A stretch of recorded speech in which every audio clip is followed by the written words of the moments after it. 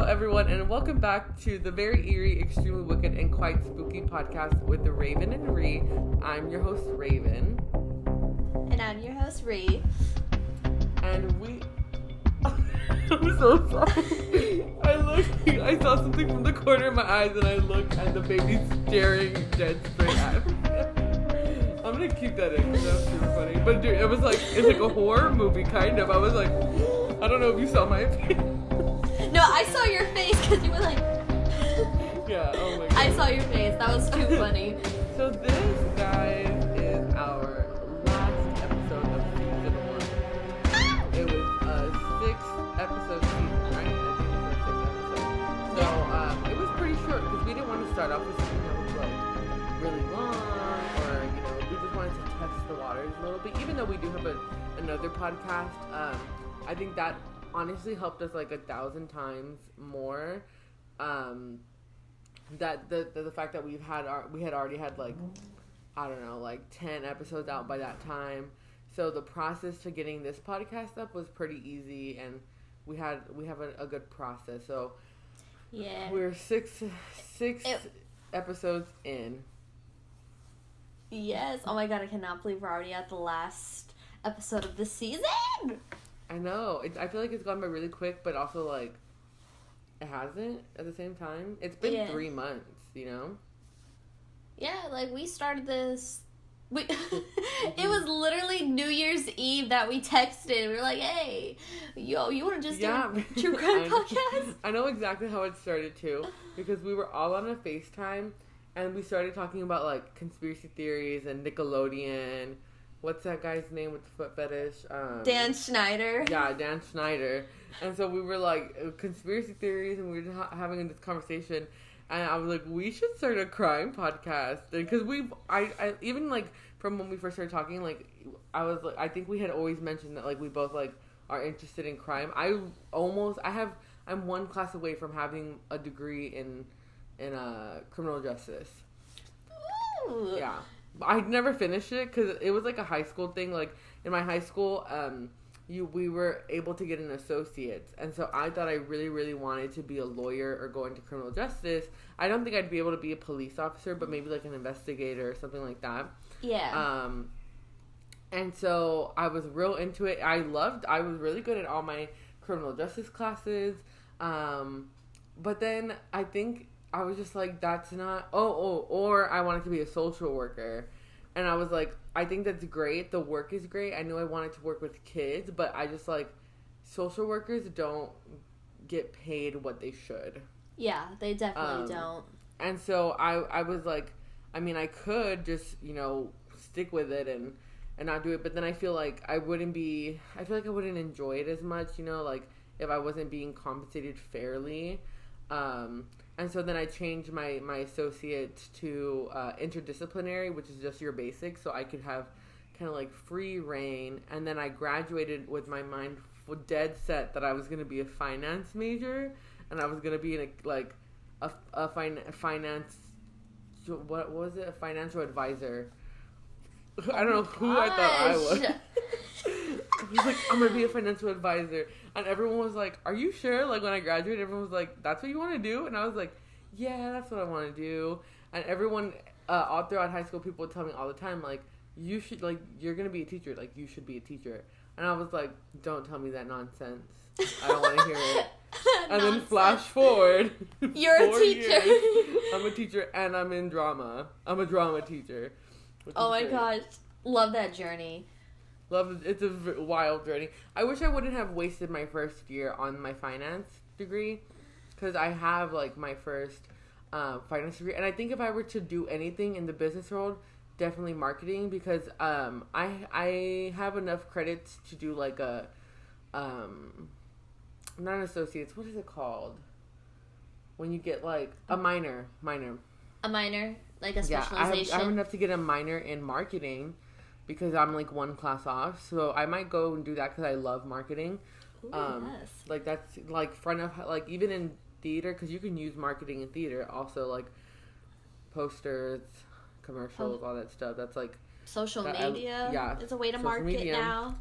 Exactly. And I think that, with the TikTok background of recently, that's something that's possible. But right now I'm enjoying teaching. Well, okay, let me rephrase. I love being a teacher in person. Virtual teaching, don't hate it. You hate it? Oh my gosh. I don't like it. I got an email from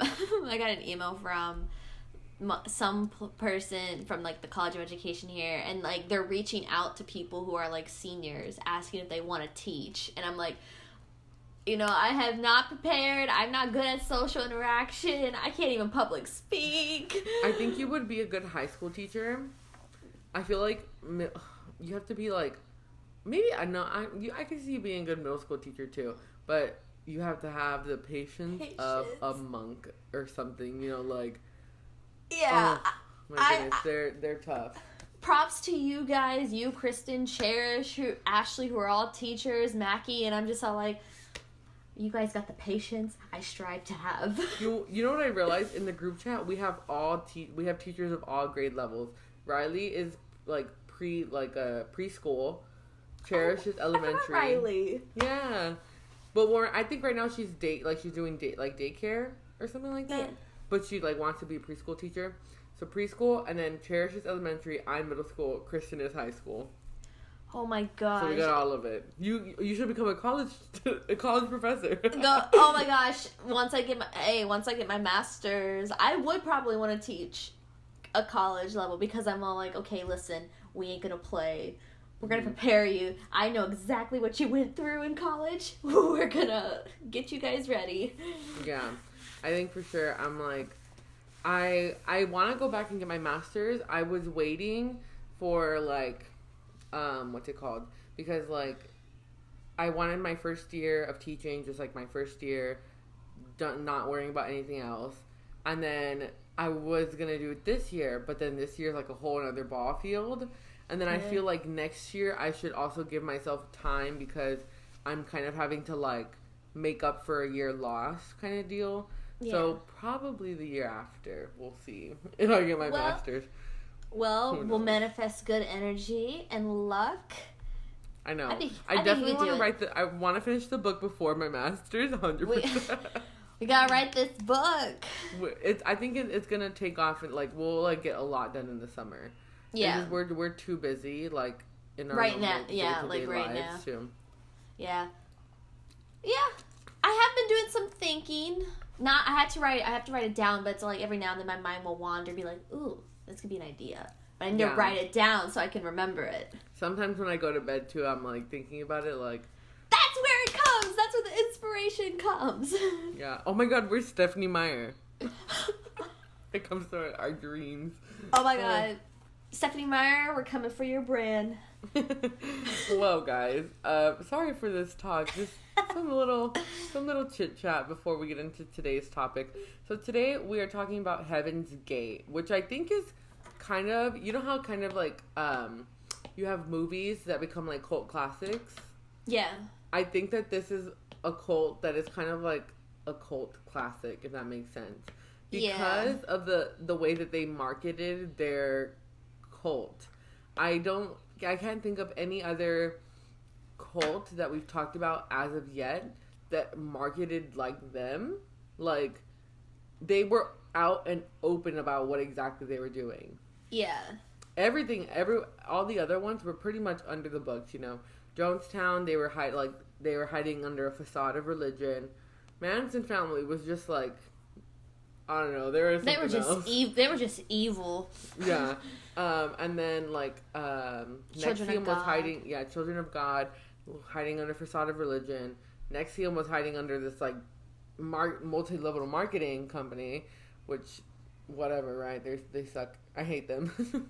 I hate them too. But this group was they were out and open about what exactly they were. They weren't really hiding it, Yeah, they weren't. I mean, they did recruitments. They said you can still watch some of the videos from Applewhite's, which are kind of chilling. Cause I don't know, it just has this look. I wonder, because a lot of the cults that we've talked about before, a lot of them have are related to like a lot of them have drug doing in the thing, but like I wonder if they did or if there was anything that was like 100% like, because from what I read there was really nothing, like they were just really like they were an apocalyptic religious cult because they were also like part religious, but yeah. But I wonder because he looked like he was on like acid or he was tripping on something. He was, and it's this is definitely like one of those cults that was not malice at all. Like all of the other ones were malice in some way. There was abuse, there was torture, there was killing, murders, intimidation, threats. This one was just they were kind of they were peaceful, but they were very much ingrained with their like extraterrestrial theology, and it was just it's definitely not as sinister, I would say, as the others that we've looked at. Yeah, because even like towards the end of when whatever happened, that we'll get to, there was in Jonestown, right? Like they made it seem like it was a mass suicide when it was very clearly like suicide murder because a lot of people were forced to drink it. The children were forced to, So, but this one, it wasn't like anyone was forced, like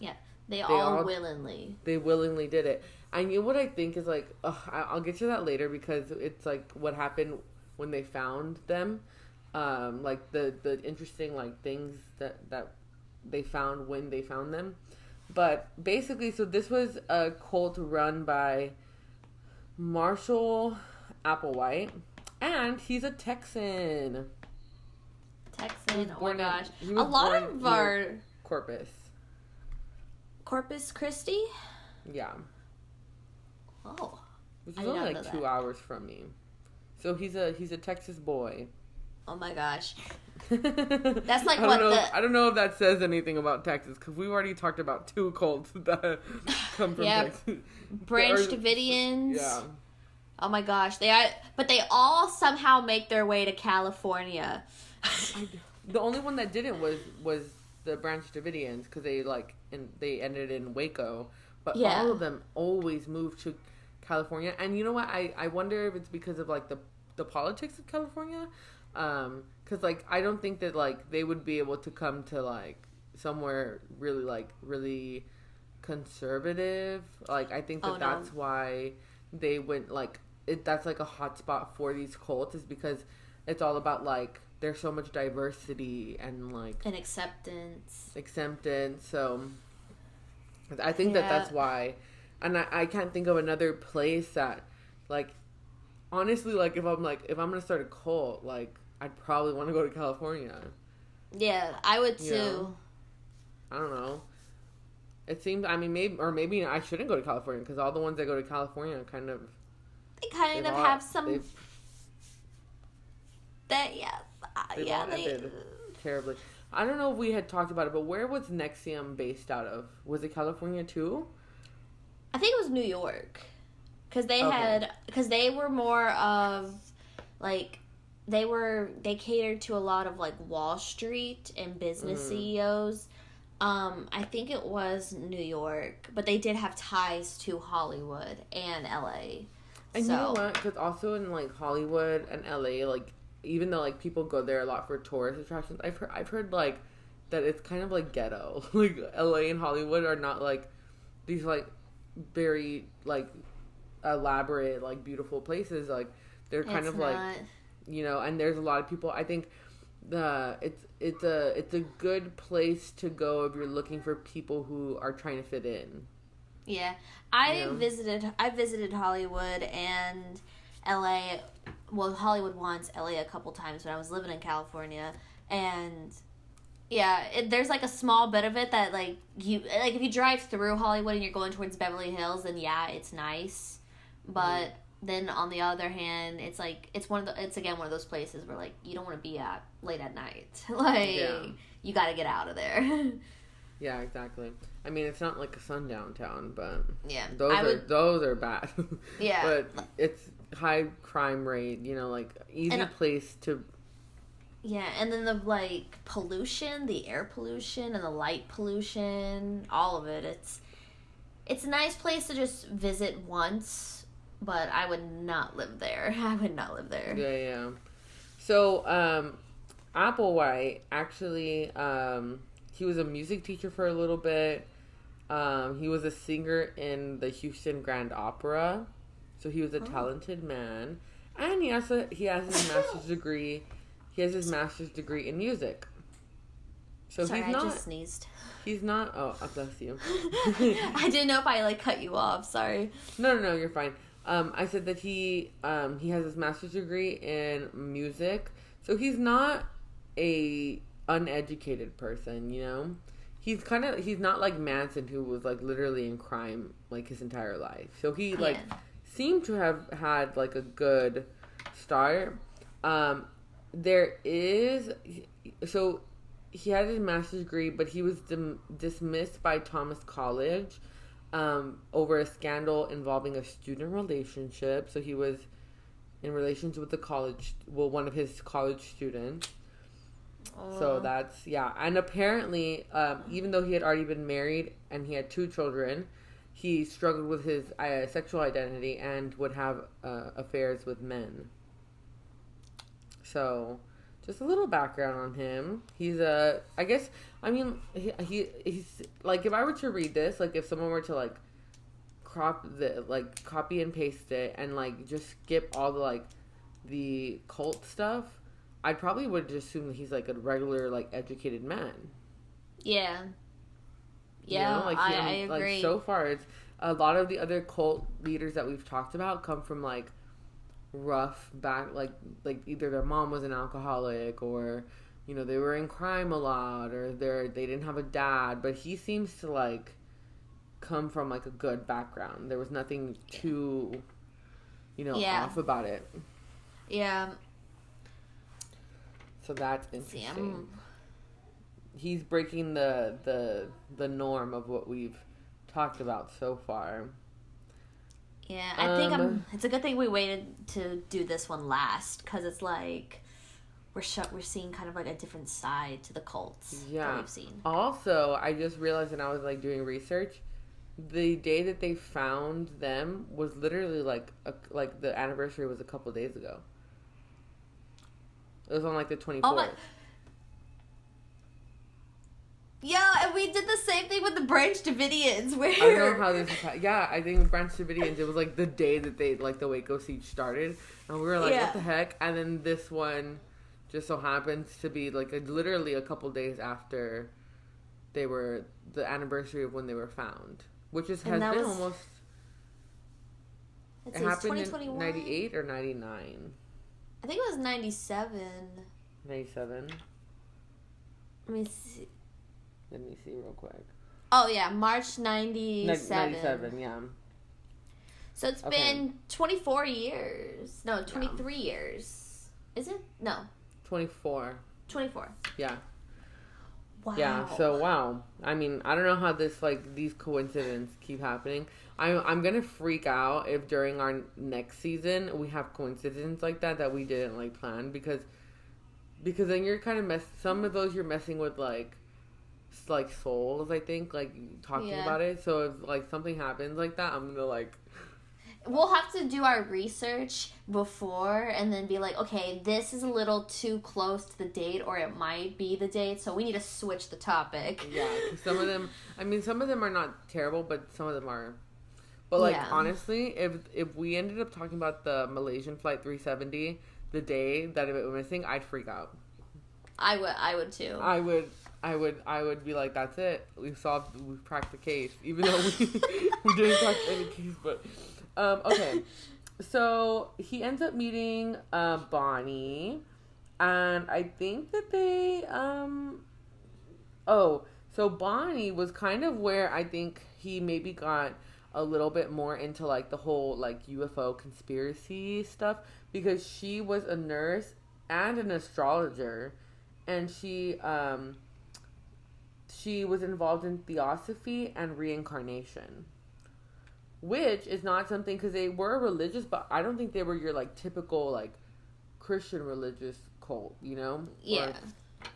Because they talked a lot about extraterrestrial, UFO, stuff like that.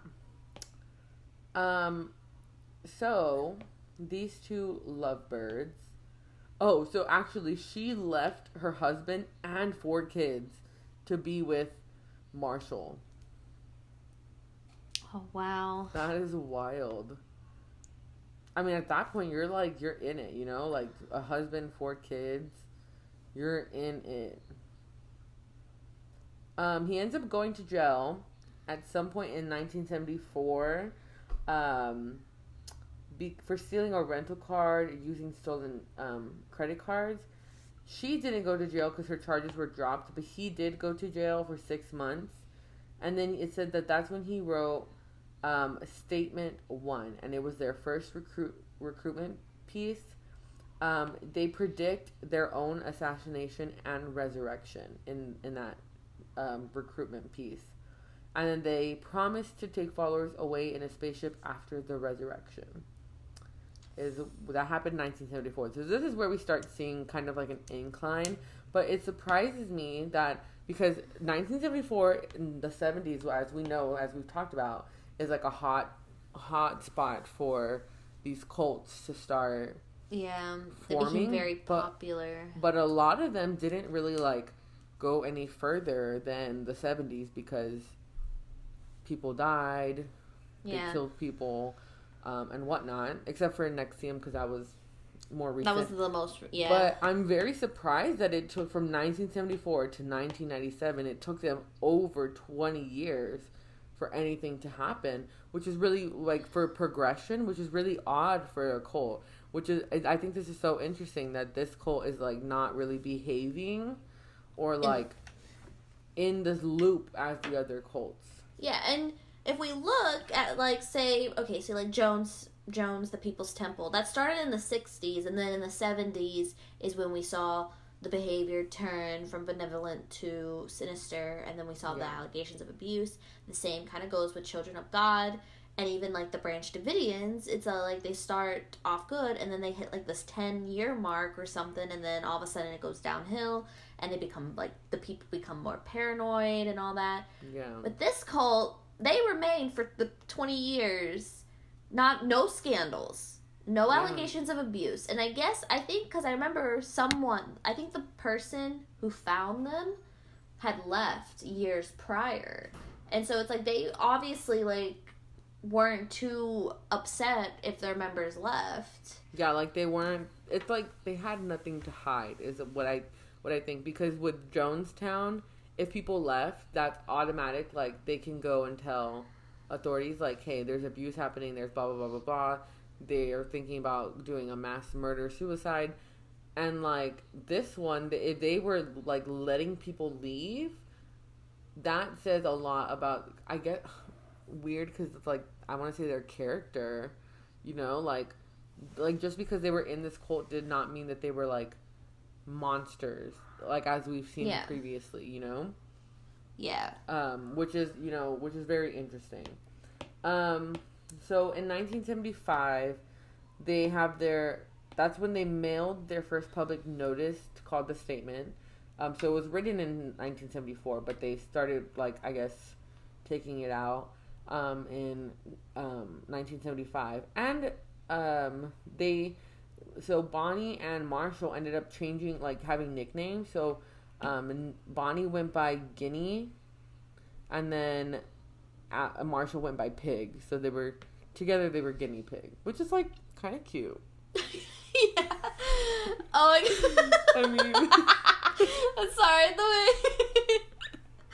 it, like, just registered in my head, and then the way you said it, you're like, it's kind of cute. I mean, like, they had, like, pet names for each other. Yeah. He'd be like, I'm Guinea, and he'll be like, I'm Pig, and together we're Guinea Pig. Oh my god. Okay. Yeah. Okay. It makes sense. It's cute. It's cute. I also saw that when I was reading that I guess they went through nicknames, because I saw another one that said that one went by Bo and the other went by Peep. So, Bo Peep. Oh. That's so cute. Yo, listen, if my future boo doesn't want to do pet names like that, then we're not dating. I stand that hard. I stand that so hard. Bo and Peep. Oh my goodness. Giddy and Pig. Who are they? Oh, I was gonna say they're like a not terrible Bonnie and Clyde. Yeah, they're not your average couple. Yeah. Well, that is the cutest. I can't even deal with that. Wow. Well, they were really in love. I mean, I don't know what happened to his first wife and the kids. I'm assuming that he probably just left her and she was a single mother. Yeah. And clearly, like, she left her husband and 4 children. They must have been really, really in love. You know, to leave their families. So they took... So then they started their UFO cult recruitment. They would hold classrooms in Gold Beach, Oregon, and they started getting like new people. And then that's when they changed. When they started getting more people is when they changed their names to Bo and Peep. And they were Bo Peep. I love that. So then, they kind of did like breakout rooms. They were kind of like modern day. So they would meet together, and they'd like the students after a while would start taking other groups and like break off. So they were ahead of their time. They really were. Zoom must have gotten inspired. I know, right? So then they started expanding. So this was like in Oregon is when all these like campground like classes would take place. Then they started having like meetings in Canada. They would make appearances, and their membership at the time from March of 1975 to like the end of August 1975, they had about 200 cult members. So I mean, they were like, but you know what? It's the 70s, so people are more. I feel like at this time people were more inclined to be in cults. Sorry, I hear the ice cream truck passing around my buildings. Oh, I love that. Yes, what you said. Yeah. Yeah. They had 200 members, but I was saying that in the 70s, like, I feel like people were more inclined to be in cults. Like, it was because like the fad, you know, like the new thing. I think it was because these cults, these groups, you got like a sense of belonging if you were a part of them. Yeah. So, something happened where they had like some, so they had a meeting in Oregon in September, and they were met with with press and a lot of bad publicity. I guess because this happened in 1975. So at this point, how many cults at this point had like gone sour? So I guess since they were like openly saying that they were a UFO cult, they were getting a lot of like negative like reaction from the public, which I get, you know. Yeah. And so that's when they ended up like they kind of took a step back at that point when they were starting to get a lot of bad publicity and started having like members of the cult go and hold these meetings for them. Because I guess they didn't want, like, the drama. Yeah. So after all that kind of, like, bad publicity, there was, like, a little bit of a kink in the road for them. Like, their cult was not really, like, I guess taking off as they thought. Maybe that's why it took so long for something to happen. Because, like, after the bad publicity, they were kind of like, let's not... Let's hold off. But it took off again when they decided to step back in the spotlight of the cult. Yeah. So I do know because we've talked about how the other cults had a lot of drug abuse, sexual abuse, stuff like that. They actually denounced. They said they're banning drug use and sex. Yeah, I read that he preached abstinency, and a lot of the male members actually underwent castration operations. Yikes. Wow. I mean, Hey. Of their own accord, though? Like, they weren't being forced to do it? Yeah. Like, he didn't, like, pressure... You know, he promoted abstinency, and like, that's what, like, that was the rule, but, so a lot of them underwent them. I don't think he forced them. I think they just did it because it was all like, well, to remain abstinent and have no sex, we'll just clip it off. Yeah. I wonder, do you think Bo and Peep were out here getting it on? Oh, I definitely think Bo and Peep were getting it on. What? Yeah, I mean, they're married and they love each other, and they have nicknames for each other that go together. Yeah, you can't tell me that they're not getting it on. And I wouldn't be surprised, because it's like, if we look at a lot of these cult leaders, they would say these things, they would promote these ideals and these rules, but then they went ahead behind everybody's back and was doing it themselves. Like when Jonestown was like, you have to, when Jim Jones was like, you have to be faithful to your wife, and then he came out to his congregation that he literally cheated on his wife, and they were like, we're so proud of you. Yes. They're like, you know, as long as it's you and not us, then it's fine. I'm like, are you kidding me? So they said they actually went into seclusion, and they weren't gonna for a long time, from like 1976 to 1992 is when they finally went public again with their, like, I guess, antics. And oh my god, then they changed their nickname again.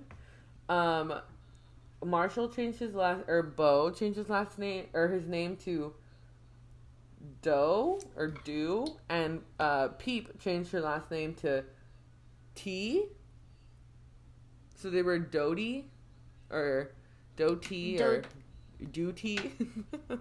I'm not sure what that is a reference to, or how they came up with that one.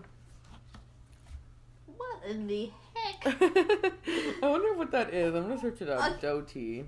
Maybe I'm missing something here. Oh, maybe it's like Dottie. Oh! You know, you got do, re, mi, fa, sol, la, ti, do. It's for, like, the music. Because he was a music teacher, and wow, you're like, literally like, oh my god, I cannot hate these people. That's so cute.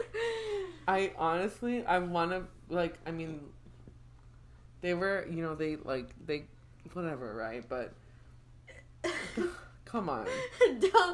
Bo and Peep, Do and T. Wow. Goals. Oh my gosh. It's like, because it's do, re, mi, fa, sol, la, ti, do. And so. Yeah. Oh my gosh. I'm sorry, y'all. You're just like these people. As a couple, I stan them, you know? So at the end of 1976, they went from 200 cult members to 70. So they dropped, like, a good amount. Like, 130 people said, I'm out. But I mean, I don't blame them. I mean, at this point, like, Manson family had already happened. Jonestown had already happened. The Davidians. The Davidians. So I thought, like, smart for them. For them being like, you know what? I see something going wrong, so I'm not going to do it. But also, I was going to say something I totally forgot. Okay, if I remember, I'll say. And then, R.I.P. to Peep, Guinea, and T. Oh, yeah. Rest in peace, because she died in 1985. Because they were pretty much, there's no information on them from 76 to 85, because they were pretty much in hiding, I guess. But she died of cancer. And the cult, when she died, the cult ended up just having a few dozen members. So they're not at 70 anymore. Yeah, it became a very, like, close and distinct cult. Which is, like, if you want to have a cult, I feel like that's the best. Because, okay, I'm not saying to start a cult. The end of every podcast episode we've had is, listen, word of advice, don't join a cult. But I'm just saying, if you were to have one, like, you'd want, like, a small, like, tight-knit community. You wouldn't want something so big, because then it turns out, like, Jonestown. And that's not the best, you know? Yeah. So they had watched the movie. They were like movie night, and they watched Cocoon. And they, after watching that movie, they believed that they were gonna be picked up by aliens soon. And actually, when Bonnie died, I remember when I was watching something, it said that they believe that she died and got picked up by a spaceship. Like they thought, like she was, like her soul that had... was just like they, yeah. So they watched Cocoon and they were like, that's happening, 100%. That was in 85 when Bonnie died. And then we don't get a lot of information from them again until 1992, where they reemerged for 3.5 months to produce a video called Beyond Human, which is one of the iconic videos that I think you can still watch it. And they broadcasted it on TV, and it did not attract any new followers, but it brought back some who had left the group before. So they were like, they were like talking about this crazy time, like when they were in a cult back in the 70s, and then they saw the video and they were like, I'm gonna join again. Time to go home. Time to go home, yeah. So I didn't watch his video as of recently, but I've seen it before. Yeah, I have too. It honestly just sounds like one big conspiracy theory, in my opinion, like when I had watched it. That's what it seemed like. Yeah. But like, they really believed that. Yeah. So go for it. I was gonna say, like, yeah, they were really devoted to this ideology and this belief, and I can't blame them. I mean, you know, when you're with everyone who believes the same thing and it's getting stronger and you're more like, oh my god, the sign's coming, then it's like... Yeah. So then in 1993, he placed a 1/3 page ad in USA Today, and it was titled UFO Cult Resurfaces with Final Offer. So this was it for them. You know, they were like, you're going to come join us now, or you're not going to be able to join us later. You know, we're going to take off on this UFO, and if you're not there, too late. So then 1994, they ended up doing more recruitment, to recruit new members, and they would hold public meetings. And then 1995, they went into seclusion again, but they started turning to the internet to get their messages out to the public. They started a company called Computer Nomads. I'm not 100% what they would do on there, but I'm assuming that they were going and recruiting for that. Yeah. They posted their first exit statement, which I guess is kind of like their suicide note to the world, on the internet, and it was intended to address the religious world, primarily Christian. So I don't know if they were like shitting on them or what they were doing. But then in October they were like, oops, false alarm, second exit statement. In that exit statement they they posted that second exit statement just to clarify the first exit statement. I kind of love these people. I know it sounds bad, but like, I don't feel a sense of like threat. I mean, I don't feel like when we were talking about Jonestown, we were talking about Manson and all that. I'm all like, God, I'm like feeling eerie with them. I'm just all like, okay, I don't feel as threatened. Yeah, I mean, and the fact that they even like made a second exit statement just to clarify their point, like there was just like clarification for y'all, you know, like that's kind of iconic, you know, like considerate a little. Yeah. And like I feel bad for Bo, like his wife died. Yeah. And he loved her. And now he's running this thing all on his own that he started with her, and I wonder if they buried her, and if they did, I wonder what they put on her grave. Like if they put all the nicknames, or they put like her actual name. Yeah. Because I don't think they ever got married. I think they were just together. Yeah, they were just together, but they probably just referred to. They just didn't have like a legal marriage. Yeah. Because I honestly think that she was still married to her other husband. So. And what if he was just married to? And he might have been married to his other wife still. Wow. Exactly. So we don't know. And I mean, they have 6 kids. They didn't have kids together, but like they had 6 kids combined. So Yeah. Oof. I wonder what their kids even think about that. So 1996, we're getting closer to the year that things start to happen. They ended up moving to San Diego, which is San Diego, San Francisco, California. Bay Area. Yeah, is the place where we see a lot of these cults end up moving to after a while. I don't know. Okay, it says Brother Logan, but I'm not sure if that is Marshall's new name that he's going by. But he rented a $1.6 million mansion. I was like, where did he get this money? I know. I was just always so curious because as far as we know, the information that's given to us, we don't know if they were being forced to give him their money. We don't know if he was still allowing them to work. So it's just very questionable. Like, where did they get the money from?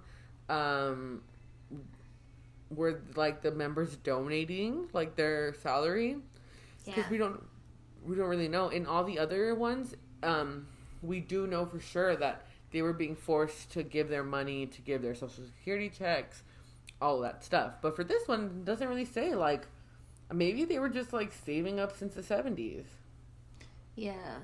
But like to rent from the summer of 1996 to they were there for almost a year. They didn't make it the whole year because of what happened in 1997. But I mean, renting a $1.6 mansion. The rent has to be like $5,000 a month. Yeah. Oh, I just found because I know we were talking about like him and his wife. They did divorce in the 60s because when she found out about his affair with the student, that's when she left him. Smart woman. Yeah. So. If not, she would have been tied into all of this somehow, maybe. I don't know. It's very interesting because before he met Bonnie, it seemed like he never really had an interest in like UFO stuff. But then he met Bonnie, and then Bonnie, was an astrologer, and she had, believed in reincarnation and all this stuff. So maybe she kind of like swayed him a little bit. Yeah. It seems like it, because that's when everything started, like, kind of happening. So then all the cult members move in, and there's 39 cult members at this point. I mean, if each of them, let's just say that he is letting them work, and let's say, like, they're making, they bring in $1,000 a month. That's, like, to me, that's, like, shooting it, like, pretty high. We don't know if they really had, like, real jobs or what they were doing. But, I mean, that's $39,000 a month. So I guess that would be enough to pay everything for the house. So I guess that's how, Yeah. I mean, if they were even working. Yeah. We don't know. Or maybe they had good credit and they were able to get a loan. That's true. Yeah. Dang, I want to rent a $1.6 million mansion in Rancho Santa Fe. I wonder if that house is there, like, someone living there, or if they're, like, I think that'd be a cool place to turn into a museum. Yeah, I wouldn't want to live there, because, of how many people, died. Yeah. I would feel very, energy, because we look at the Amityville house, and, the theories and the paranormal activity with the Amityville house, which, honestly, when I sent you the thing, Ronald DeFeo passed away recently, so we definitely have to cover that on an episode. Yeah, season 3. Yeah. Okay, so we forgot. They all remember they were running a computer business called Computer Nomads. So maybe they were getting money from that. They also had another computer business called Higher Source. Or a website that they started, and so maybe they were getting money from that. So in 1997, January of 1997, so we're kind of getting towards the end of all of this. They posted the exit statements that they had posted previously again. So they posted both exit statements 1 and 2 on the internet. They talked about going on a trip and begin to curtail business. So I guess they were kind of like saying that their business was coming to an end. I do remember. Oh, this is it. So, I think the reason that they realized that this was the end is because they heard about the I think it's called the Hale-Bopp comet or the Hale-Bopp comet. Yeah. Coming in, and to them, this is when I say this, I feel like so sad for Marshall, because they truly believe that was Bonnie coming back to get them. Oh. I can't. Why is this getting emotional, Brad? I don't know. That's so sad. I know. I really feel like crying right now. Like, imagine, like... That was his soulmate. That was his soulmate. Oh my god. Wow, look at us. That was... I know. I'm just like, that's so sad to, like, they see this comet, and imagine his, like, excitement. He was like, that's Bonnie. No, and also because it's okay, so the event happened in 97 that, you know, they do this thing. But it was in 95 that they heard about the comet that will be passing, and she died in 85, so 95, that's 10 years. It was like 10 years. That was probably a sign to him, you know. Oh. That sucks. I know. I hate that. That's actually very sad. That's so sad. Oh my goodness. Yo, this is the only cult that we have covered that we actually feel some empathy for. Yeah. Everyone else, we've been like, I hate these people. This was horrible. Yeah. Oh my goodness. So, they sent letters to clients about their, that they had for their business, and they told them. Maybe they were banking on this business of theirs, because they said they have clients. I mean, like, when you have clients at that point, I feel like you're banking, you know? Yeah. They sent a letter to their client about the comet, and that it was their sign to leave Earth. So they were already telling their clients, like, hey, find someone else to work with, because we're piecing out. Oh my god. That was in January. The way you said that. Sorry, I need to stop. That was just so okay. funny. Could you imagine being their client and you're going, you know, for your appointment, and they tell you, by the way, we're about to and you ain't gonna see us anymore. So yeah. Pleasure doing business. I'm a little surprised that none of their clients went to authorities before it happened. Honestly, because maybe I'm like, maybe they could have stopped it, but also, like, it doesn't seem like something, like, that was stoppable. You know? Like, Jonestown was stoppable. Jonestown was so stoppable. Manson could have been prevented fucking a decade before it happened. If they just kept his ass in jail. Exactly. Sorry, I'm having a little snacky snack.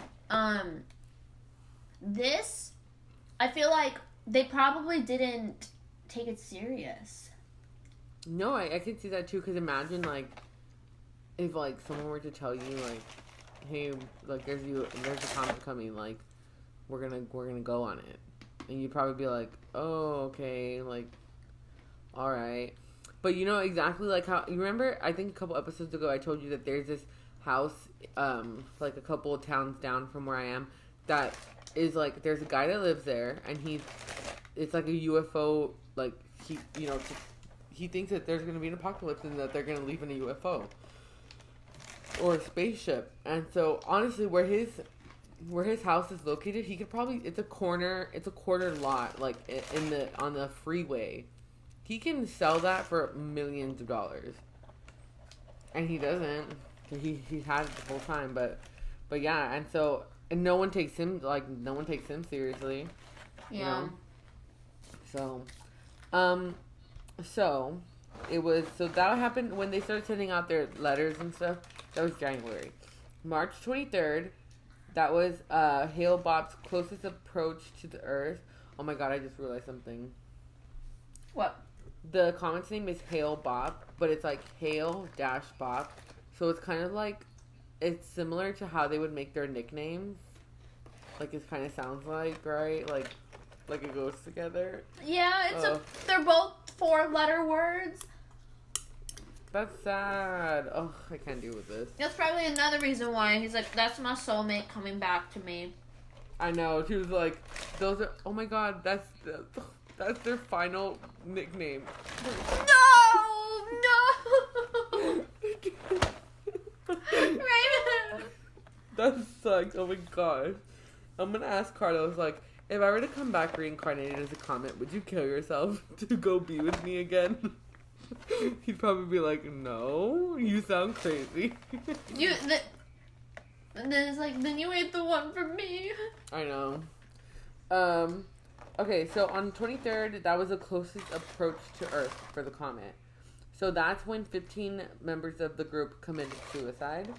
And they took phenobarbital with applesauce and a shot of vodka. Yeah. Wait. What does that do to you? Phenobarbital is a treatment. It's a treatment for like epilepsy. It's an injectable that could be used as a treat status epilepticus. It also is occasionally used for trouble sleeping, anxiety, and drug withdrawal, and to help with surgery. But of course, the side effects include a decreased level of consciousness along with a decreased effort to breathe. It may also increase the risk of suicide, especially, if you consume it with alcohol, which they did with vodka. They did, yeah. They were just taking shots, Yeah. So, okay, before March 23rd, when they started committing suicide, the group did make, some of them, I think all of them except for one person, made exit videos where they were kind of like talking about, but all of them seemed very excited, and they wanted this to happen. Yeah. So they took phenobarbital with applesauce and a shot of vodka.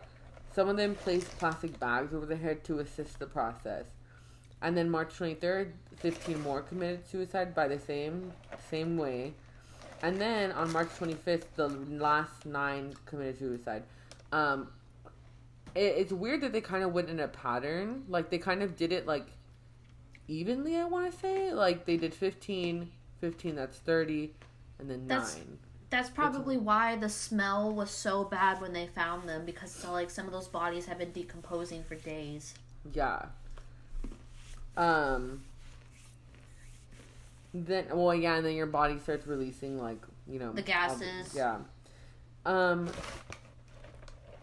So it says that the remaining 9 people committed suicide, and the last 2 people disposed. So they had plastic bags over their head. They threw the plastic bags away, like they took them off their head once they were dead. Yeah, and then the bodies were discovered by a cult member a previous cult member. But I think the weirdest thing about this, they committed suicide together, but the way that they were found is wild. So they were all wearing Nikes. They all had the same Nikes on. They had, I think, if I'm not mistaken, I think they had like a jumpsuit on, like matching jumpsuit. Yeah. There is a museum. It's a sheriff's museum in San Diego. Oh. Obviously, they don't have like the real body there, but they have like a little dummy, and they have the shoes on, Nike shoes, black like sweatpants, and I'm not sure what they have under, but they all had a purple cloth over top of them. I don't know if they had anything like on their faces or like if they had markings or anything like that. I don't think they did, but they were all wearing the same thing. And then I'm like, who put the blankets on them? Yeah, it makes me wonder, where did he do it? Like, was he like the first, or was he the last to like say goodbye to his members? Yeah, I feel like he would have been I don't know. Or maybe he wouldn't have been the last. I don't know. It says here that they had like a, Nike, because they wore Nike a lot, obviously. Mm-hmm. So their Nike slogan is "Just Do It." So they would say "Just Do It," but they would pronounce "do" as "doe." So it'd be like "Just Do It" because his nickname was Doe. Oh, it says. I just saw. It says third to last member to die. Oh wow. He was the third to last. 21 women and 18 men, and they all range from ages 26 to 72. And it was the largest mass suicide on U.S. soil because we had Jonestown that did not happen. Yeah. On U.S. soil. It says this article says that they were precisely staged Star Trek meets Doomsday preppers. That's a little intense. But the thing is that Star Trek, because I'm looking at this, the Star Trek references is kind of like, wow, because it says among the dead was Thomas Nichols, brother of actress Nichelle Nichols, who is best known for her role as Uhura from the original Star Trek series. That's odd. Yeah. Ooh, okay, another weird thing. Each of the dead had exactly $5.75 in their pockets. What does that mean? Was that like supposed to be like their ticket, or like so they can have like a currency transfer over? What does that mean? Maybe it's like what does 575 angel number mean? Let me see.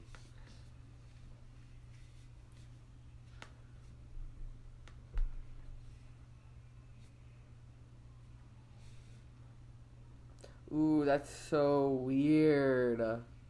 So 57. I'm really big on angel numbers. The 575 angel number, it signifies development of your spirituality with the purpose of achieving spiritual enlightenment. It also symbolizes gaining spiritual knowledge and teaching others about it. The number also symbolizes learning life lessons through your experience. But it also is a message that the major life choices and changes you're making are the right ones for you. Wow. That's meaningful. I'm not going to lie, it's weird, but it's a little poetic in a way. Like, the way that it seems like no one was forced. Like, it seems like everyone wanted to do it. It said they all wore a Trekkie-inspired arm patch that read Heaven's Gate Away Team. Computers in the mansion had a Starship Enterprise style red alert on their blinking on their computers. And then it got weirder is what it says on this article. So they left videos or video manifestos is what they're calling it, that the disciples were exiting their human vessel and beaming up to the extraterrestrial piloted spaceship zipping along in the blue ion tail of the Comet Hale-Bopp, a bright light in the night sky for more than a year. Wow. Oh, Bonnie was so pretty. Like, she's honestly, I'm gonna show you a picture. Aww. She looks so, like, adorable, you know? Yeah. They were just, it says they're platonic companions.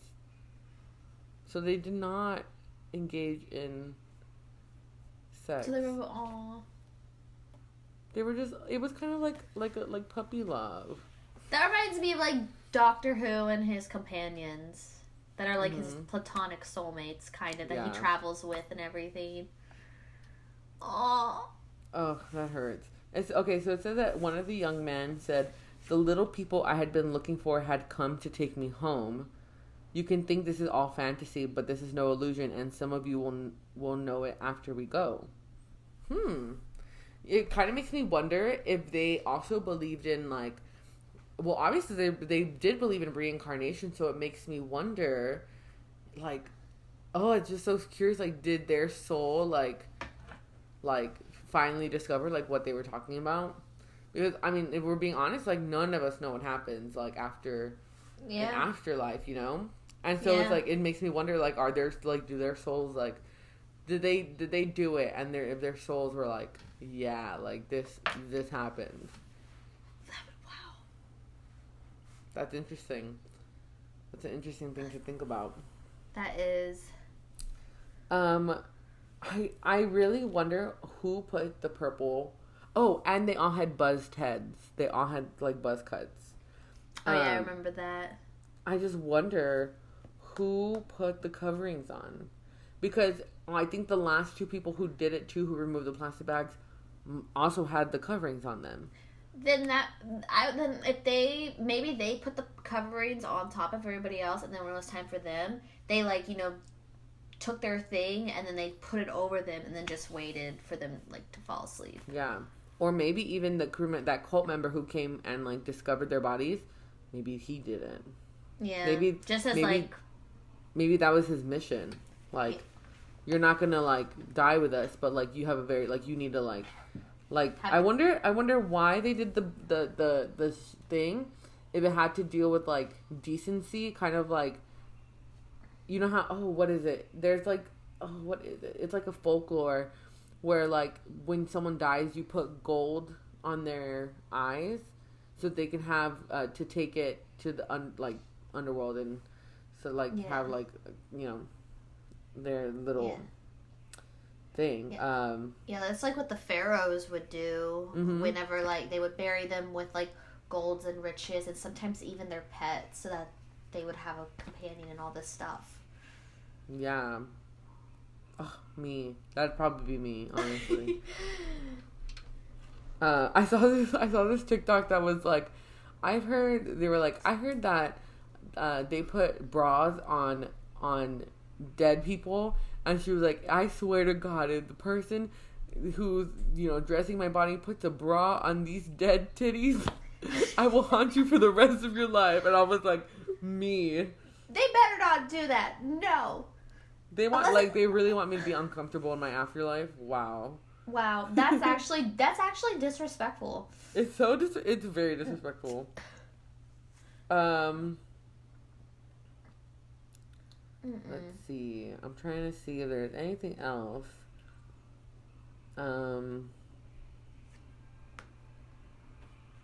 Oh, okay. Hold on. It says, Oh my god, sorry. I'm looking at in popular culture, so like television and film and like music and stuff that it's like been referred to, and I completely forgot that in Deadpool, it's Heaven's Gate is mentioned when Deadpool compares Applewhite's appearance to Professor X. Oh my god, that's too funny. I gotta watch that movie. So it actually says here that Marshall and two of the ladies there were actually the ones going, and it's a stage managing the tableau of death. So they were the ones, putting the covers on. And then he died he was like in the last group, and he died 7th. So the two women did it after him.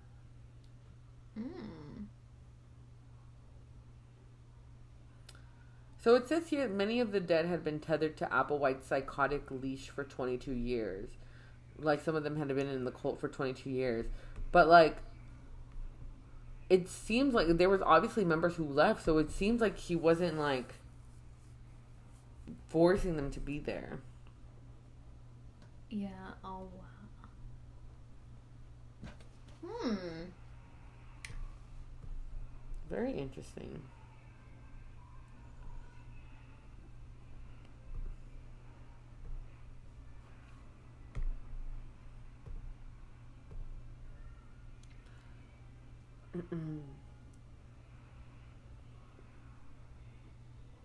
Okay, let's see. Rolling Stone put out an article, 10 things you didn't know about Heaven's Gate. Let's see if we did not know or did not talk about it. Okay. Number 1. The cult borrowed a lot of imagery from science fiction. I think we knew that. Clearly, so they had a theory. Oh no. They had a theory that Mary had been taken abroad a spaceship and impregnated with Jesus. And that's how they thought, I guess, God was born. Whoa. That's interesting. They made headlines early on. We know that. Members were devotees of the Master Cleanse. So that is... What is the Master Cleanse? Okay, they did ask members to abandon family and turn over their money. And cleanse their bodies of impure influence of things like fast food and impure sexual thoughts.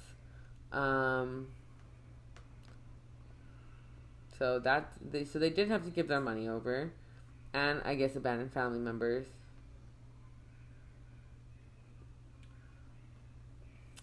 They were really, really strict with their diet, apparently, and they drank nothing but lemonade, cayenne pepper, and maple syrup for 3 entire months. Oh, I did hear about that. I did read something about that. That's interesting. But people take those as like shots, like health shots. So yeah.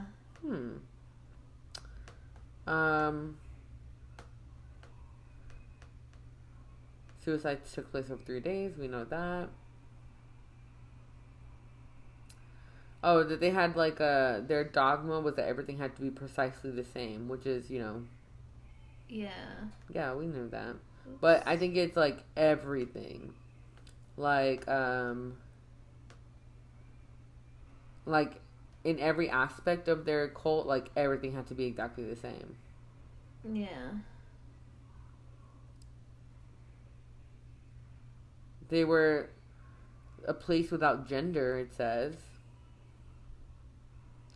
So, that's interesting. A little ahead of their time there. Oh, I did see this. They all went out for a Last Supper together. The final meal together was a big group dinner that took place at a chain restaurant that they frequented near their compound in Rancho Santa Fe, California. Mm-hmm. At Marie Callender's. Oh no. And they all ordered the exact same thing. Oh god. They all had iced teas to drink, dinner salads beforehand with tomato vinegar dressing, turkey pot pie for the entree, and cheesecake with blueberries on top for dessert. But the waiter said that they all seemed very nice, very friendly, very polite. No one seemed depressed at all or anything like that. Oh my goodness. And there's 2 surviving members that I guess weren't part of the suicides, and they're still operating the website. Oh yeah. I haven't checked out the website in a bit, but I think when I did, it still kind of gives that like 90s kind of vibes. Hold on, let me... So apparently, the shoes that they wore became kind of like a collectible, and they've gone on eBay for auction for $6,660, which is a lot of sixes. It went for $6,660 is how much it got sold for. Wow. I'm looking at the website, and yeah, look. Very 90s. It says, Red Alert, Hale-Bopp brings closure to Heaven's Gate. As was promised, the keys to Heaven's Gate are here again in T and Do, the UFO too, as they were in Jesus and his Father 2,000 years ago. Whoa. That's a lot to take in. Oh. Wow.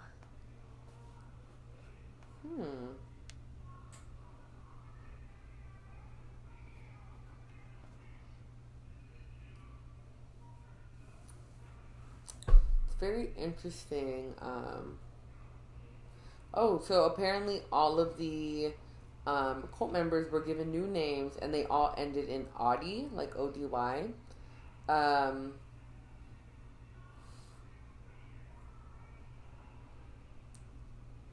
I guess I don't know if there was abuse in their thing, because nothing I've read so far says that there was like abuse.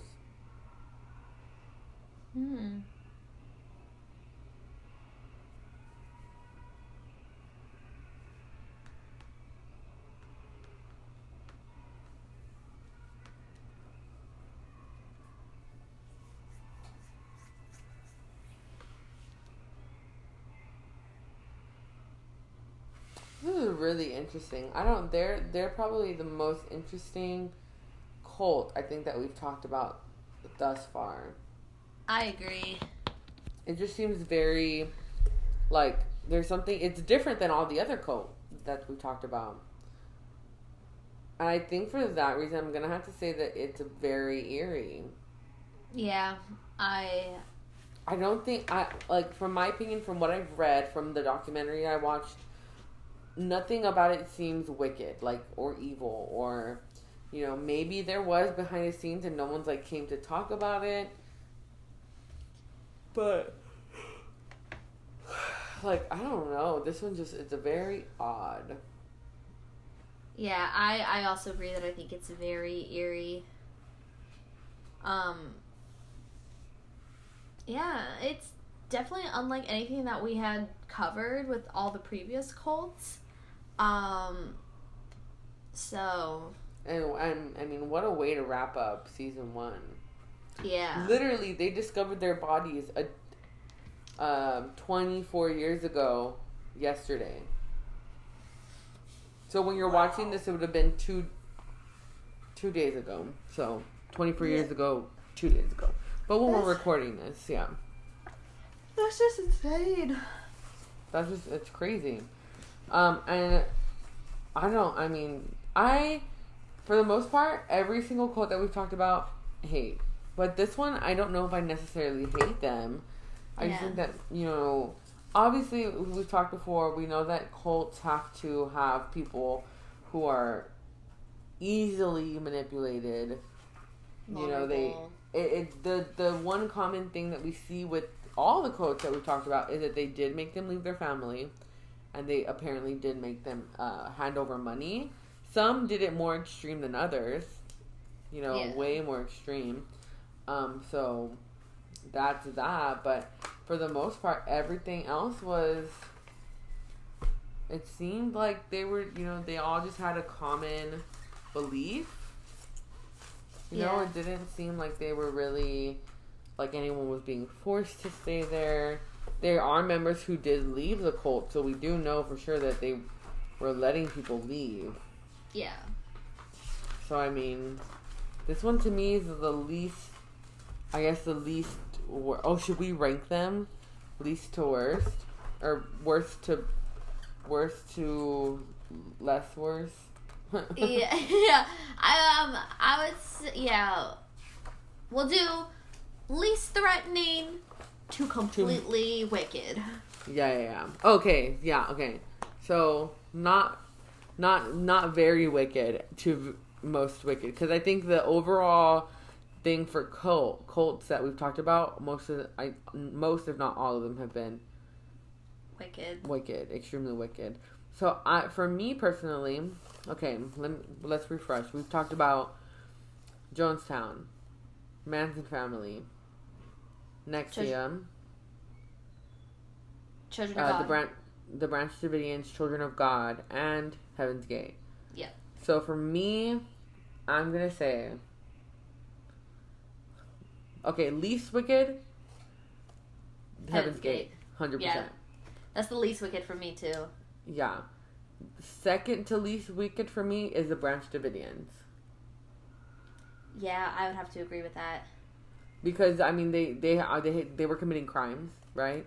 But I don't think they had any like sexual abuse or things like that going on that we know. So I think it was just physical abuse. Yeah. So there's second to least. Top 4 is gonna be a little difficult because all of these I want to say are pretty bad. We have Jonestown, Manson, Children of God, and Nexium. I think I'm gonna do. I don't think I'm gonna do 1 through 6. I think I'm gonna do 1 through 5 because I think I would place. I think I would put like Manson family and Nexium on like the same level. Okay. So I would probably go Heaven's Gate, Branch Davidians, and then I would probably do Nexium and Manson family. And then I would do no. Actually, Jonestown is there. I put Children of God and NXIVM together, actually. Yes, because those two were both sex cults with a lot of sex abuse. I would put Manson family, I think, above them. So Heaven's Gate, Branch Davidians, Manson family, Children of God / NXIVM, Jonestown. Okay, so mine, I think I'm also gonna double them up because I do agree with Children of God and NXIVM. I think that it's kind of like same thing, different name. You know? Yeah. 5th place, Heaven's Gate. 4th place for me would be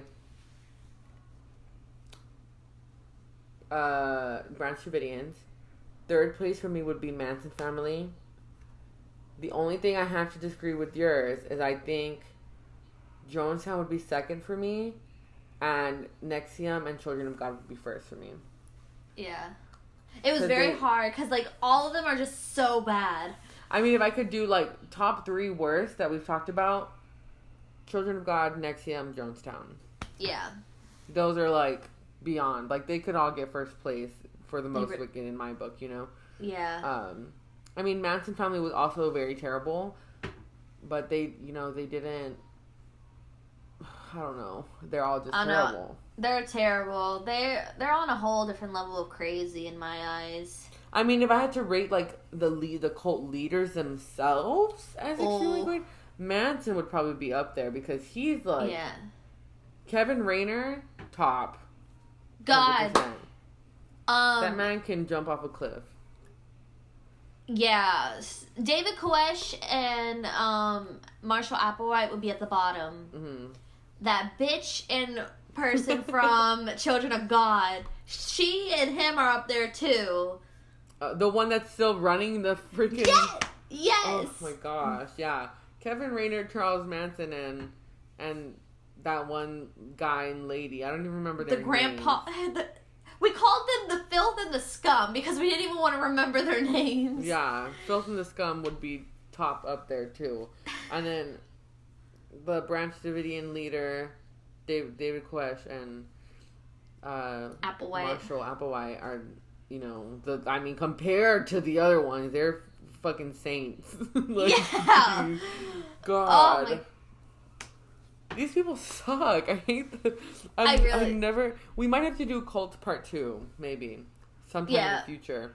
But, now that we're on the topic of future, we're going to be talking about our Season 2. And we already know what our topic for Season 3 is. We just haven't, set the stuff. Because, if we're being honest, Season 2 is going to go into next year. Yeah. So we'll be on Season 2 for a long time. The title of our Season 2 is... Rhea, if you want to say what our title is, since you were the genius behind it. So, our title is, and this is going to be, the main theme throughout, is... And then they were gone. Mm-hmm. Because we're going to be going over missing disappearances. Because I feel like in true crime... disappearances and unsolved ones are kind of the most heartbreaking because it's what happened? Where did they go? It was here they were, and then a blink in the eye they were gone. Yeah. And I think for Season 2 we have 20 topics, so 20 episodes for Season 2. Yeah. So it's gonna be 10 months by when we're done with the disappearances. So we have a mixture of of some heartbreaking ones, some ones that are a little more difficult to talk about, and a mix of more conspiracy theory ones, or ones that are just kind of creepy. Because with a lot of these ones that are heartbreaking, they go missing, and then we end up finding out what happened to them after the fact, and some of them are pretty tough. And so we wanted to have that good mixture where it's not just heartbreaking episode after heartbreaking episode, or back to back. So we're starting off Season 2 strong. Episode 1, probably one of my favorites ever. The Malaysian Flight 370. When this whole happened, this phenomenon happened, I just could not believe it. I could not stop watching stuff and reading because it's how does a plane go missing? A plane, a fully capacity plane just goes missing, and it is gone. It's gone. We don't know. We didn't find bodies. We didn't find luggage. I think maybe there was a point where at some point they found like a part, like a piece of metal that could be part of a plane. And so there was speculation around that. But they haven't even, like, there's nothing in the waters. There's nothing, anything. There's nothing. And, like, so, like, this one, conspiracy theory, like, disappearance 100%. Because, oh, it's amazing. So that episode is going to come out on April the 12th. So that will be our Malaysian Flight 370 to start off and then They Were Gone season 2. But I want to search up really quickly when that flight came out, when that flight ended up going missing, because we missed it by a month. Oh my god! It almost scared the living shit out. I was like, oh no. He went silent. It disappeared March 8th. So we're about a month off, but hey, after a month of it going missing, they were still looking for stuff, still trying to figure out what happened. And then right now I'm gonna go through the list of all of our our season 2 list episode. Yeah. So number 1, Malaysian Flight 370. Number 2 is Jacob Witterling. 3 is Natalie Holloway. 4, Amelia Earhart. 5 is Adam Walsh. 6 is The Lost Colony of Roanoke. I'm excited about that one. Same. 7 is Jimmy Hoffa. 8, Eden Pass. 9, Ray Robinson. 10, Oscar Zeta Acosta. 11, Kaylee Anthony. 12, Fred. Oh, his name is so hard to pronounce.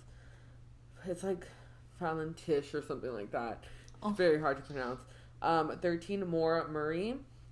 14, Madeline McCann. 15, Joan Risch. 16, Cherry McCann. Their names are... Yeah. Oh my goodness. 17, Asha Degree. 18, Johnny Gosh. 19, The Gill Family. And 20 would be the Amber Alert episode where we talk about Amber Hagerman.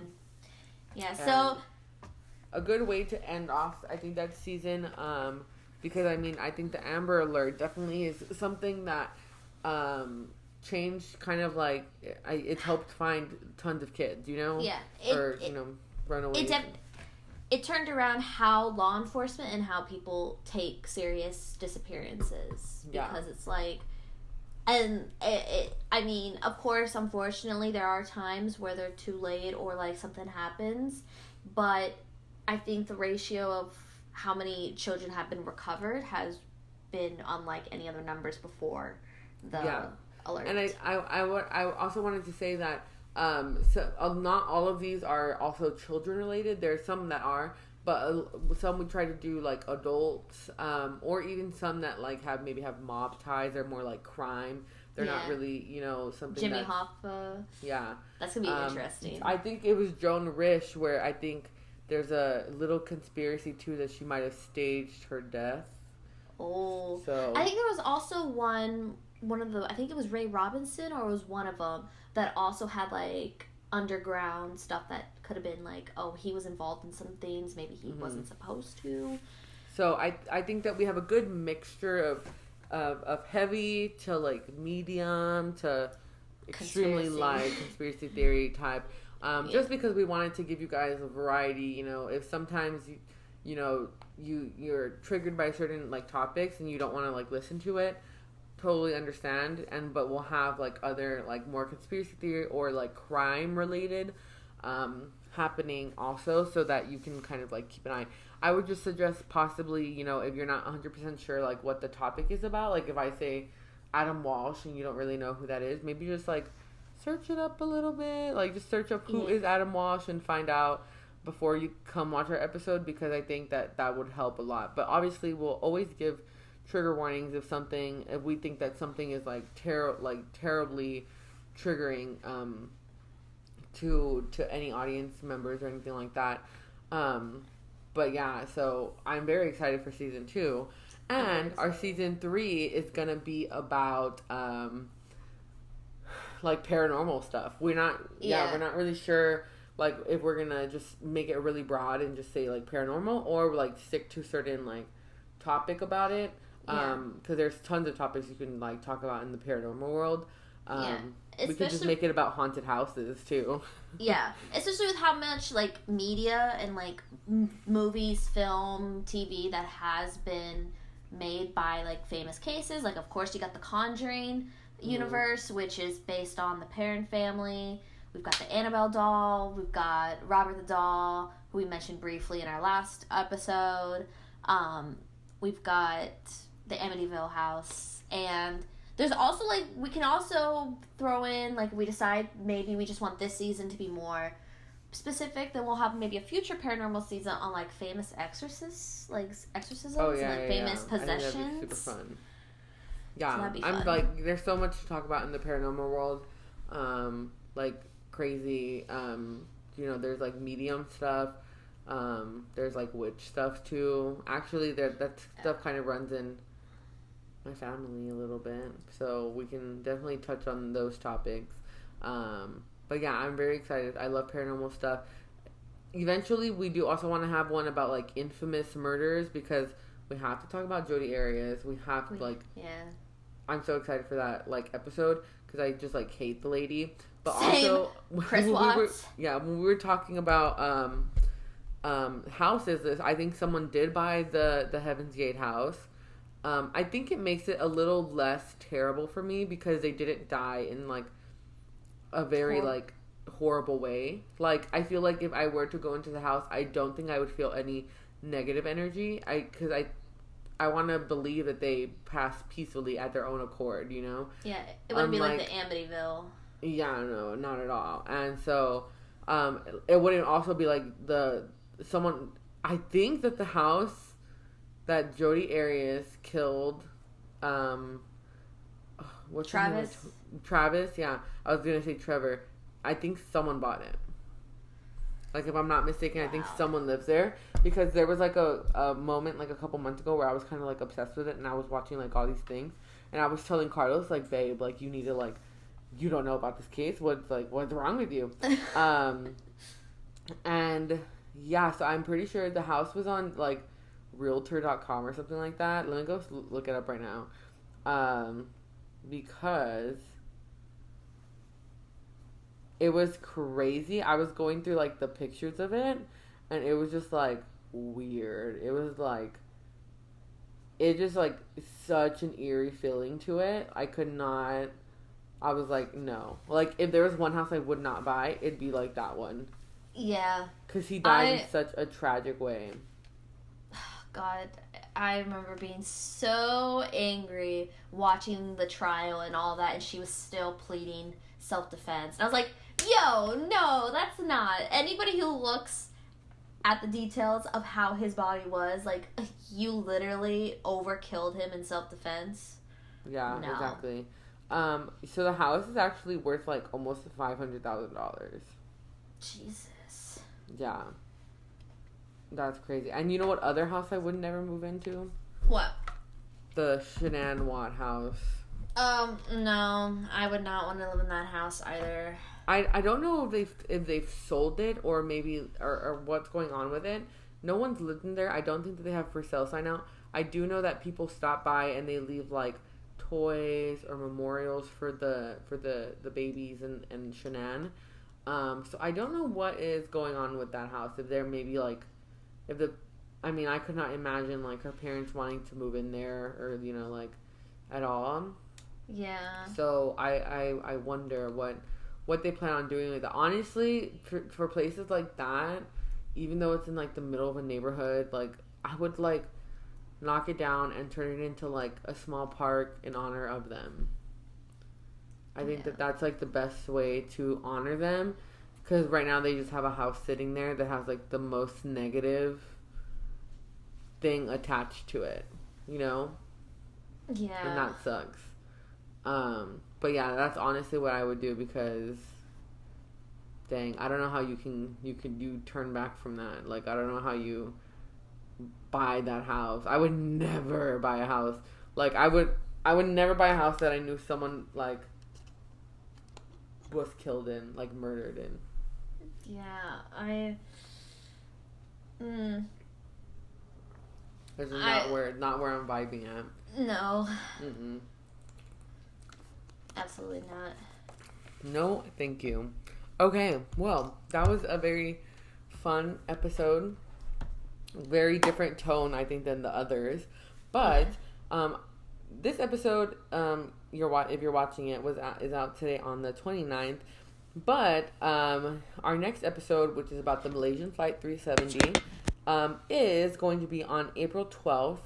So you can look out for that. Follow us on Instagram at Extremely Wicked Podcast, if I'm not mistaken. Yeah, Extremely Wicked Podcast. I think on TikTok is the same, Extremely Wicked Podcast. Pod. Oh, wow, TikTok is out. Jeez, there's so much noise. Yeah, the Extremely Wicked Pod on TikTok. Twitter is the Very Eerie Pod. Yeah. I have the Twitter. I just share our videos on there. I don't really keep up. I need to. But yeah, so we'll see, just follow us on our socials and stay updated. Instagram's probably the best place to keep updated with everything that we're doing. But yeah, that's what we're doing. Check out our other podcasts too. Yes, our other podcasts. If you like Twilight or any fantasy fandoms, that's the place for you. Yeah. So go join us there also, because we chat about fun. So I think our last episode was my favorite. I loved it. It was very unscripted, very last minute late. It was late for us, but it was so much fun. That was so much fun. And hey, yo, we solved the mystery on there. We did.